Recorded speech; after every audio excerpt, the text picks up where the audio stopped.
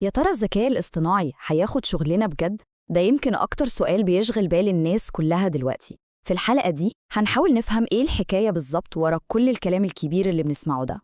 طب تخيلوا معايا كده، الواحد يصحى الصبح يلاقي وظيفته ما بقتش موجودة، ومش عشان اترفد أو الشركة قفلت، لأ، عشان في برنامج كمبيوتر بقى بيعملها. هو ده بالظبط الشعور بالقلق اللي بيخلي أي حد فينا يسأل نفسه: طب هل أنا اللي عليا الدور؟ طيب، هل الذكاء الاصطناعي هياخد الوظيفة دي؟ الإجابة المختصرة هي في إجابتين: آه ولا. الموضوع مش بالبساطة دي خالص. الحقيقة زي ما هنشوف معقدة أكتر وفيها تفاصيل كتير مهمة. القصة مش أبيض وأسود. طيب خلينا نبدأ بالجزء الأول، هل هو استبدال ولا تحويل؟ شوفوا، الفكرة كلها مش إن الروبوت هيجي يقعد مكان الموظف، لأ، الفكرة إنه هيستبدل مهام معينة جوه الشغلانة، المهام اللي هي روتينية بتتكرر كل يوم ومملة أصلاً، وده فرق مهم جداً لازم نفهمه.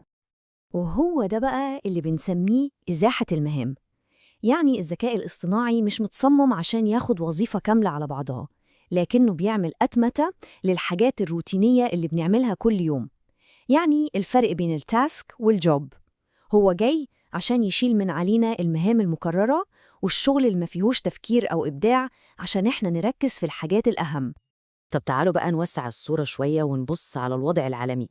التقارير الاقتصادية بتقول إيه عن موضوع إزاحة وخلق الوظائف ده؟ الأرقام صراحة فيها مفاجآت. دايماً بنسمع الرقم ده في الأخبار وبيخضنا: 85 مليون وظيفة. المنتدى الاقتصادي العالمي بيتوقع أن ده عدد الوظائف اللي ممكن تختفي بحلول 2025 بسبب الأتمتة. طبعاً رقم ضخم، بس لما نبص على تفاصيله هنلاقي أن المقصود هنا بشكل أساسي هي الوظائف اللي كلها مهام متكررة وسهل التنبؤ بيها.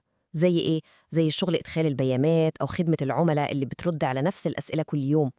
لكن هنا بقى النص التاني من القصة واللي مش بيتقال كتير. في مقابل ال 85 مليون وظيفة دي، معهد ماكنزي بيتوقع أن الذكاء الاصطناعي هيخلق 97 مليون وظيفة جديدة، يعني أكتر من اللي هيختفي. والوظائف دي مش بس للمبرمجين وعلماء البيانات، لأ، دي وظائف جديدة خالص، زي مدربين الذكاء الاصطناعي، متخصصين في أخلاقيات الروبوتات، وحاجات تانية إحنا لسه حتى مش قادرين نتخيلها.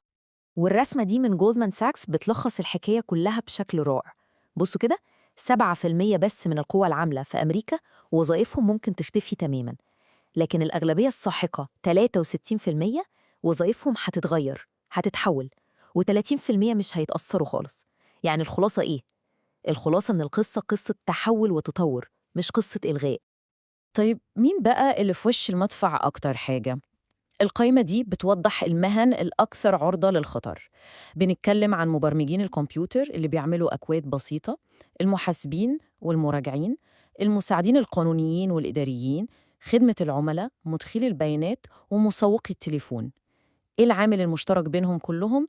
إنه شغلهم يعتمد بشكل كبير على التكرار ومعالجة معلومات روتينية. تمام، تعالوا بقى ندخل في نقطة تانية مهمة قوي، وهي فجوة الأجيال الجديدة. يا ترى مين اللي حاسس بالتأثير ده دلوقتي فعلاً؟ البيانات الجديدة بتورينا النمط غريب ومفاجئ. في مصطلح كده اسمه عصافير الكناري في منجم الفحم.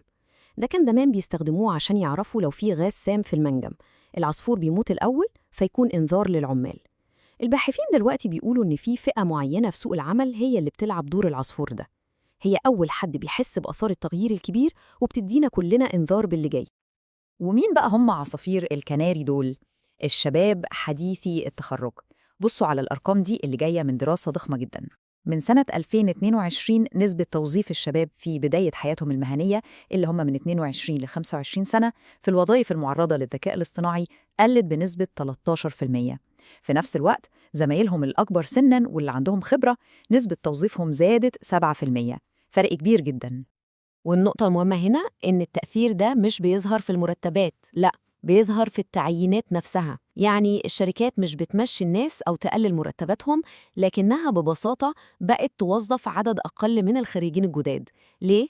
لأن جزء كبير من المهام اللي كان بيعملها الموظف المبتدئ الذكاء الاصطناعي بقى يقدر يعمله بكفاءة.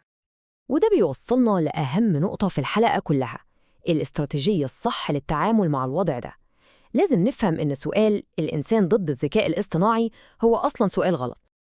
الجملة دي بتلخص كل حاجة. الذكاء الاصطناعي مش هياخد وظيفتك، اللي هياخدها هو الشخص اللي بيعرف يستخدم الذكاء الاصطناعي. دي هي المعادلة الجديدة. المنافسة الحقيقية مش بين الإنسان والآلة، لأ، المنافسة بين الإنسان اللي بيستخدم الآلة والإنسان اللي مش بيستخدمها. وعلشان نبسطها أكتر، الذكاء الاصطناعي هو الإكسل الجديد. فاكرين زمان لما برنامج الإكسل نزل؟